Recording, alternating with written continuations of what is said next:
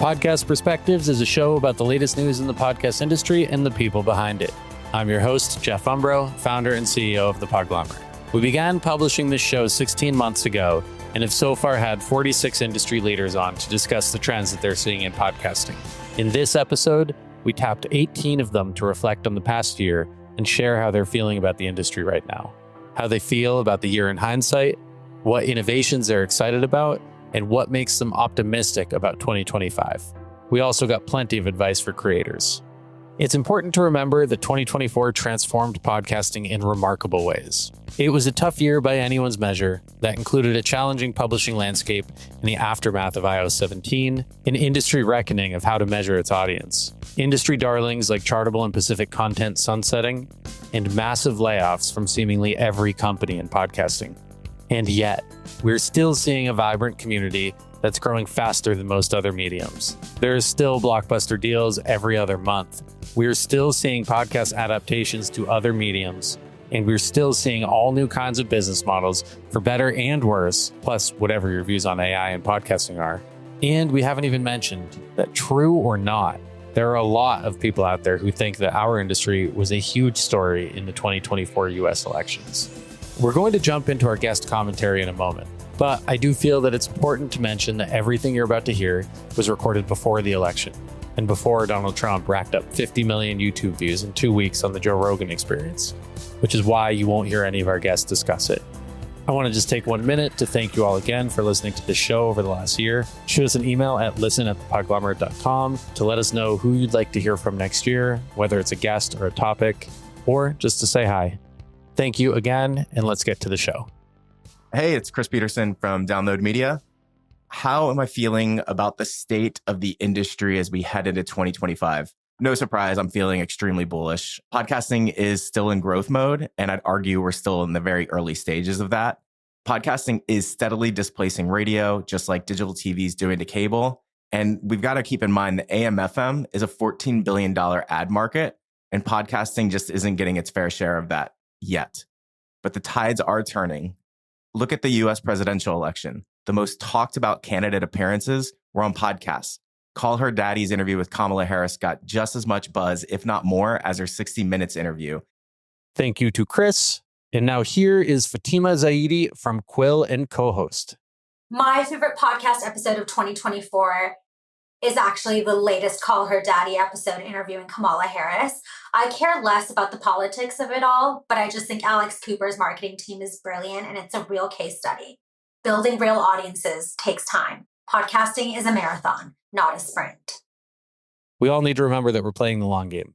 Next up is Podchaser co-founder and CEO, Bradley Davis. I think this was one of the more, if not the most significant years for the cultural importance of podcasts, mainly with it being an election year. I think presidential candidates are going on these podcasting circuits, and this time it feels more like a critical strategy versus an afterthought from previous cycles.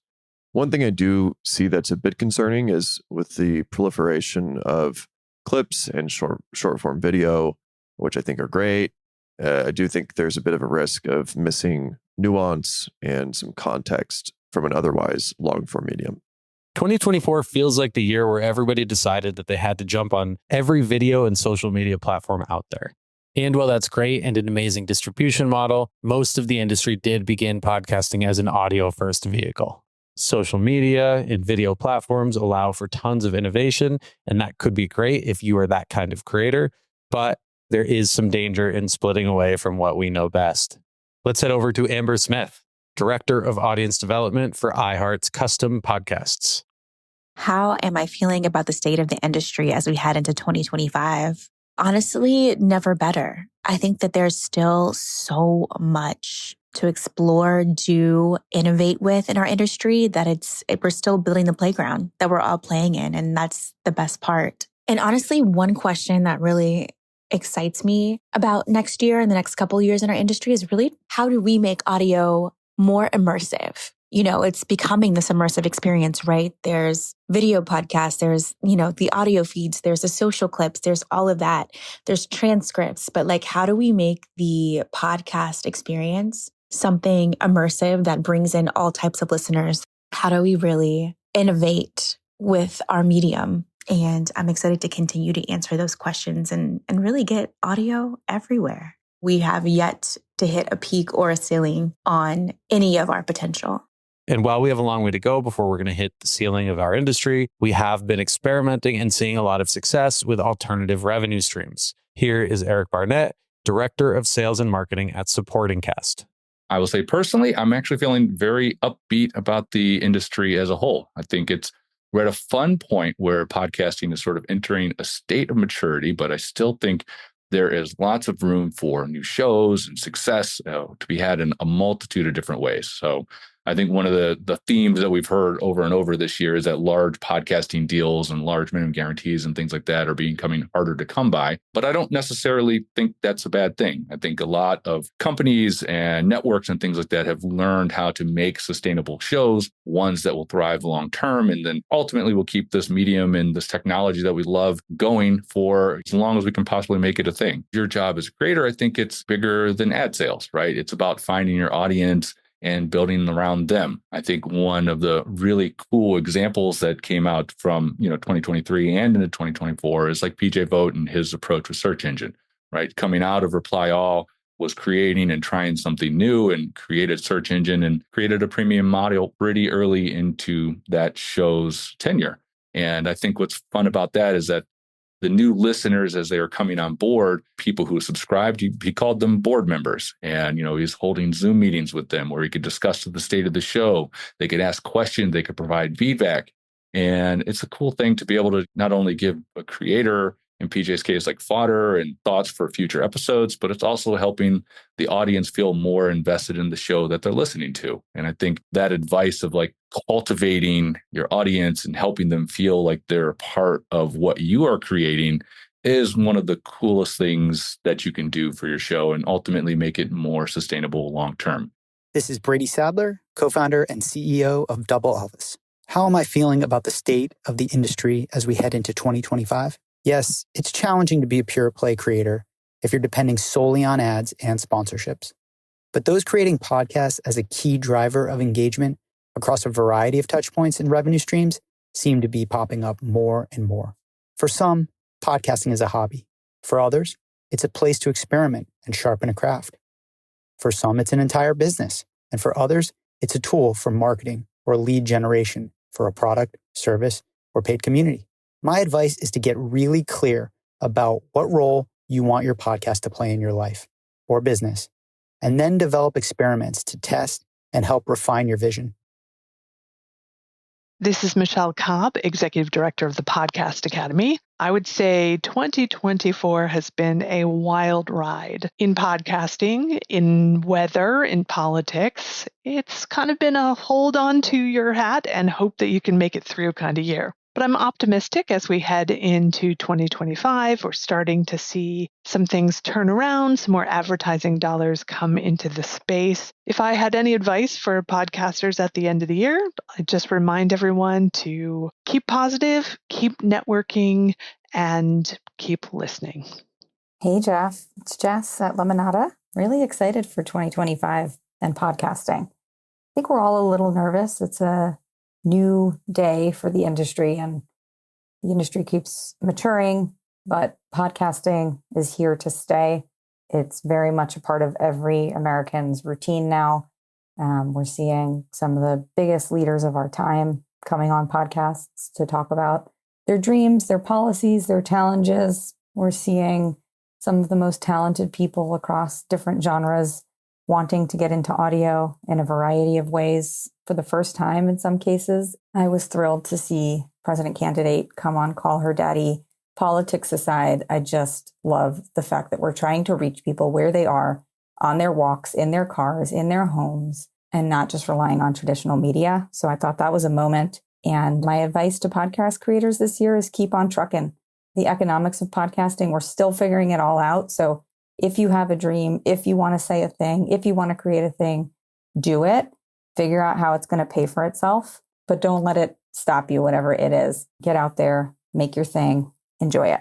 Happy New Year to all. We're all preparing for 2025. Let's have fun. We all know podcasting is this amazing vehicle to reach our listeners. But at the end of the day, a lot of people operating within the space require making some money in order to do that. The most common way that people are monetizing the podcast space is through advertising, which means in a lot of ways, our boss is the brand. Here is Matt Shapo from the Interactive Advertising Bureau, or the IAB, who is going to walk us through what he thinks we need to do in order to make the brands happy. My first thought is just that I'm feeling really excited and super optimistic about the state of the industry as we head into 2025. Now, it's not as if I have absolutely no concerns for the future.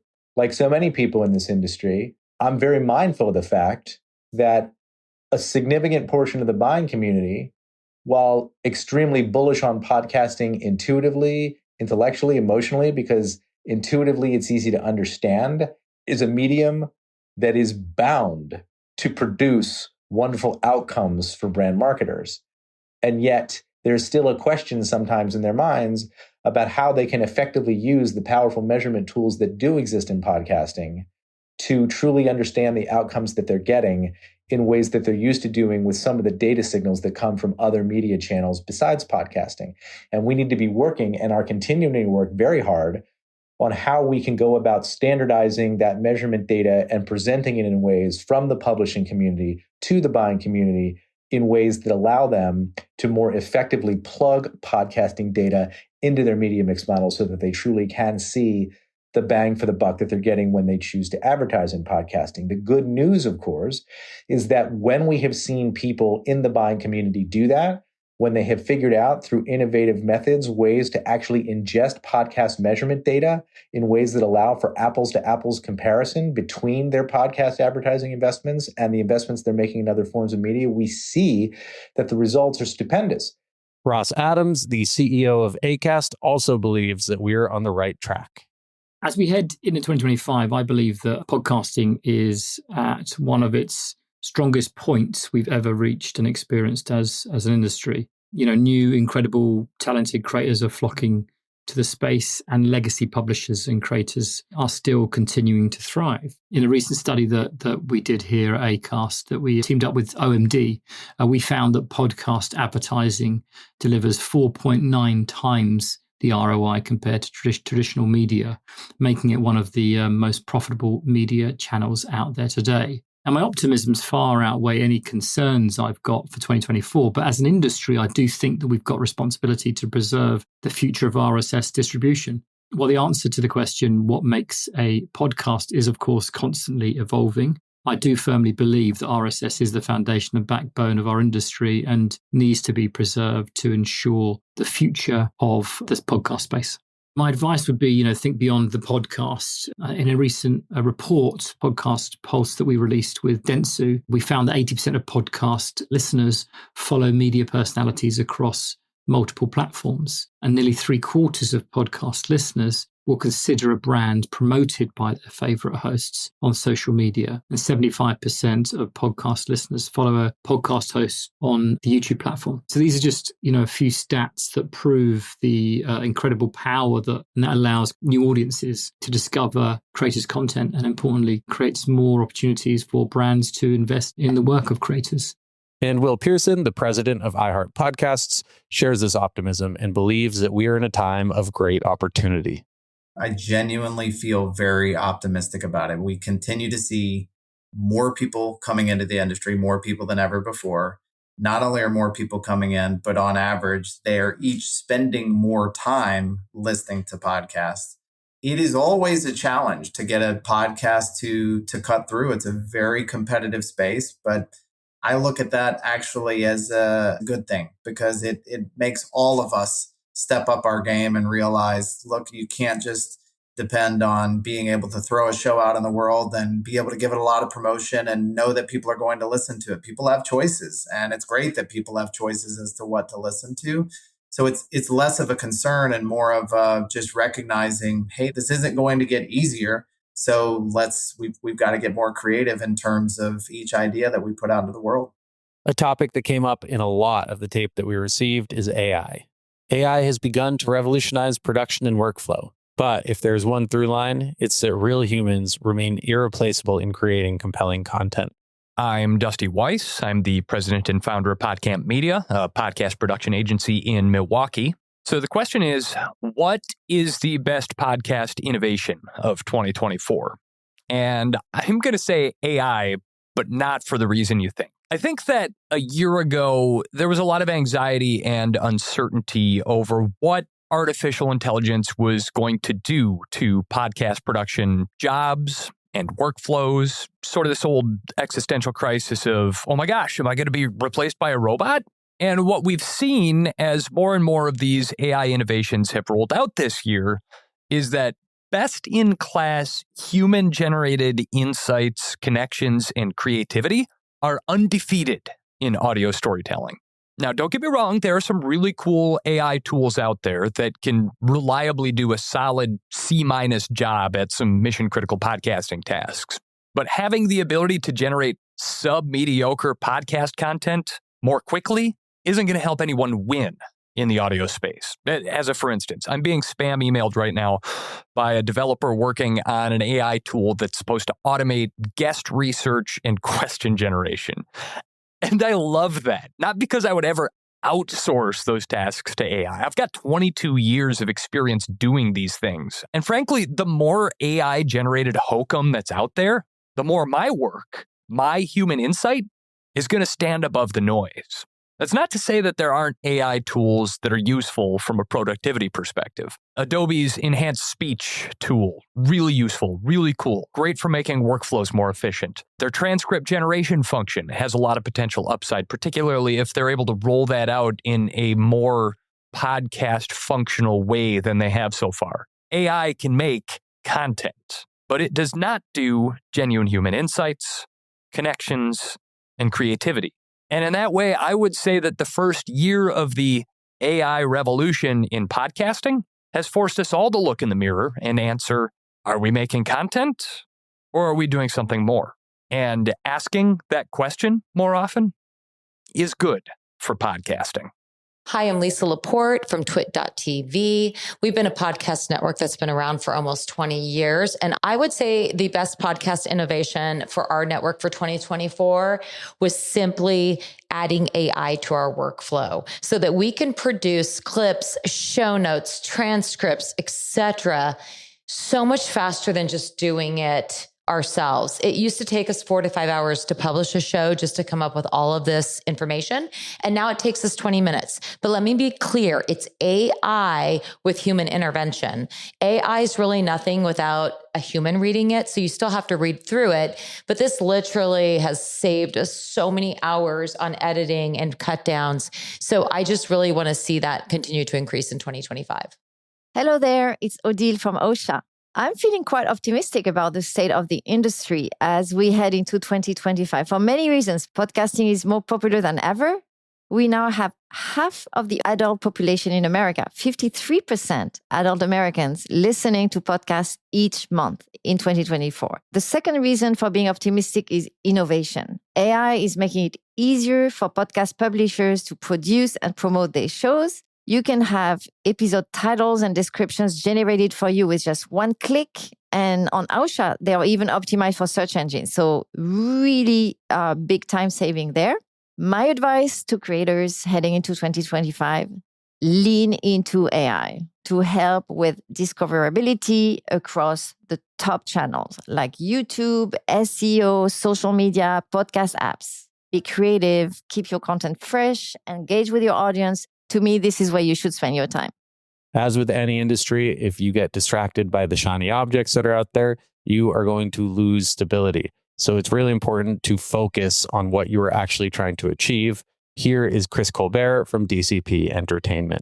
I'm feeling particularly optimistic about 2025 and what it may bring for the podcast industry. In particular, I'm optimistic about the fact that I think we're going to return to some more stability in the space. And I think we're already on that pathway. And I mean stability from the standpoint of, I know that we've had a lot of layoffs, particularly at major companies, but even small independent companies in the podcasting space over these last few years. And I think a lot of that is this course correction that many of us talk about of us, making sure that the players are here for the right reasons and are doing so with correct kind of financial forecasts podcasting and forecasting what this industry is and can be, and not just throwing around big dollars to big stars, which, got us into some tough positions here. So I think that course correction is going to give us that more stability and hopefully mean that a lot of these people who've been laid off will be able to find consistent work in this space. I also just love overall that there seems to be even more collaboration in podcasting lately. And I'd say that saying that like podcasting has always been super collaborative since I've gotten here. But I think even more so, especially when it comes to ad sales, I'm seeing more companies being open to sharing responsibilities for ad sales and not just being exclusive to one sales network or to one network in general. I'm also a little bit nervous about things like AI, particularly when it comes to the technology maybe moving faster than we can regulate it, which goes up against just my concern of people using AI to pretend that they're other people, which we've seen these last few years. I think it's going to create a lot of confusion, unfortunately,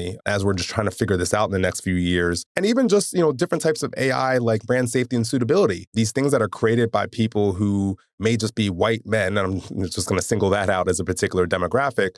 If it's made by white men, it might not serve women. It might not serve BIPOC individuals, and not because there's any malice within the coding. It's just when it's made by particular people, it comes with a certain set of thought processes in terms of how the technology is used, how it's analyzing people. And if it's not being created by a diverse set of individuals or tested on a diverse set of individuals, then unfortunately those AI tools can be detrimental to other communities. Like I said, women, LGBTQ+, people with disabilities, BIPOC individuals. So that's why I'm a little bit worried about the AI. But ultimately, I do love that AI is going to help a lot of us.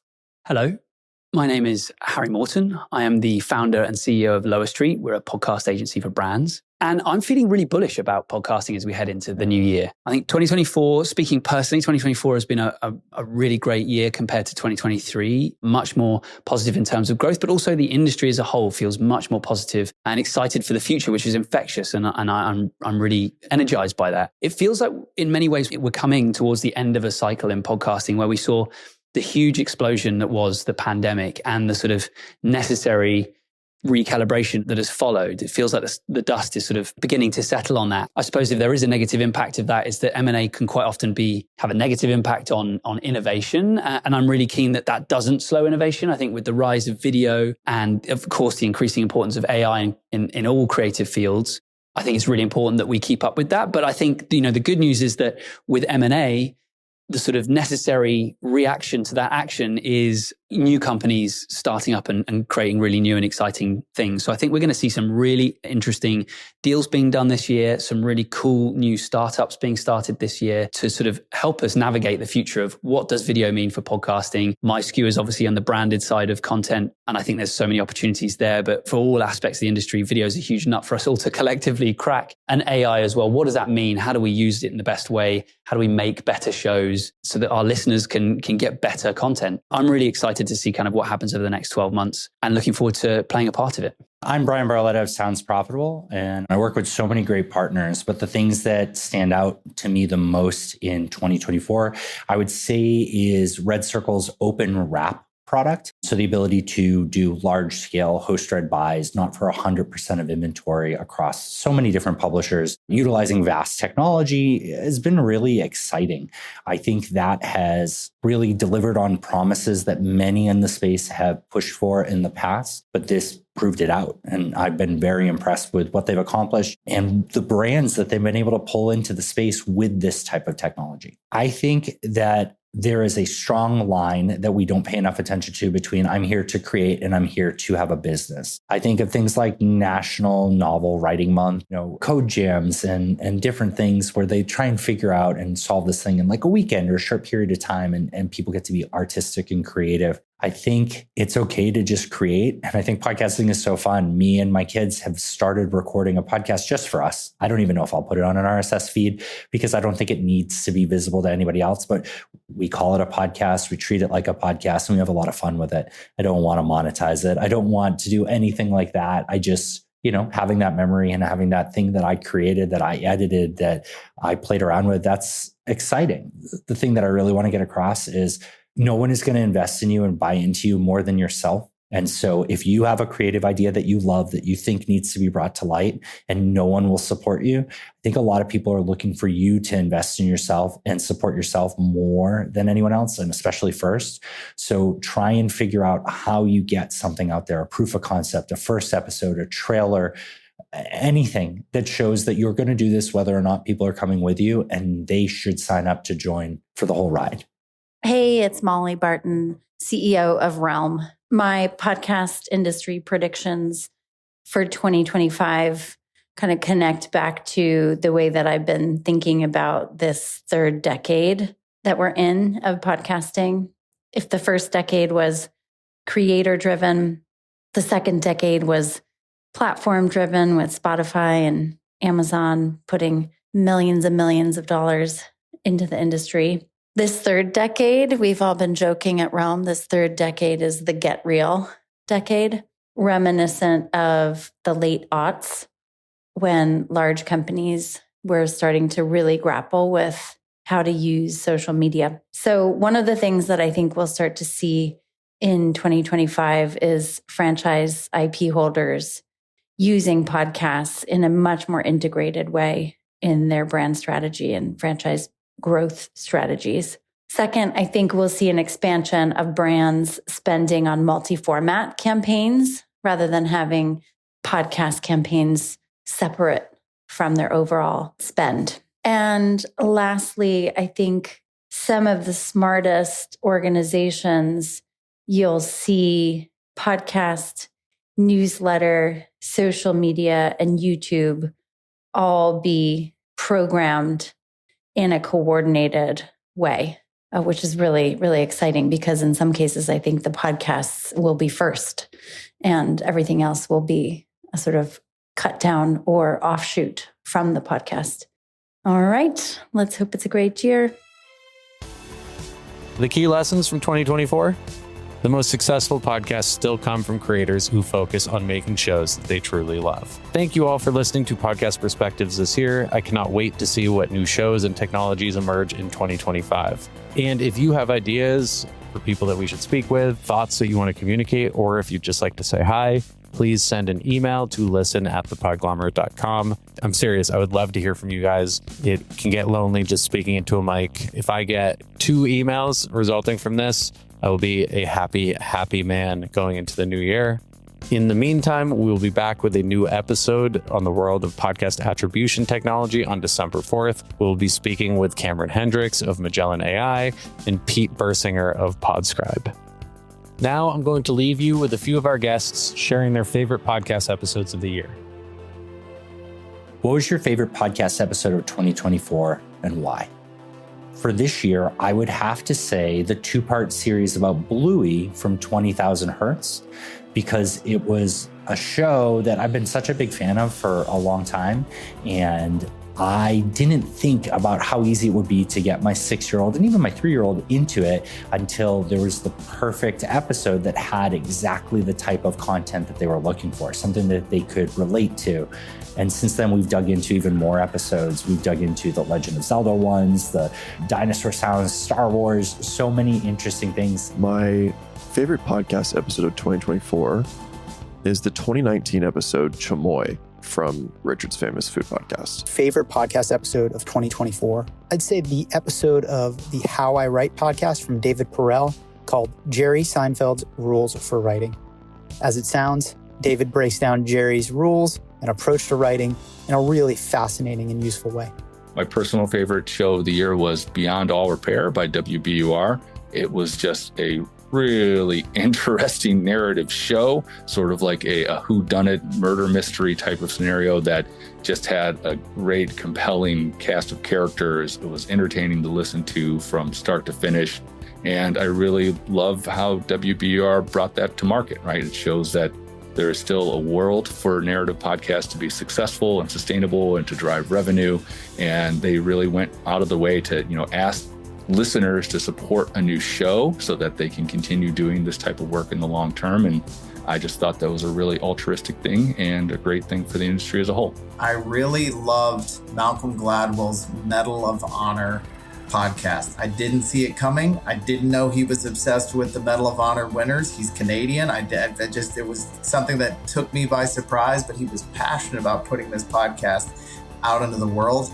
They are so fascinating that I don't want to pick one favorite. I just want to suggest that people check it out because it's not a podcast that everybody's heard of.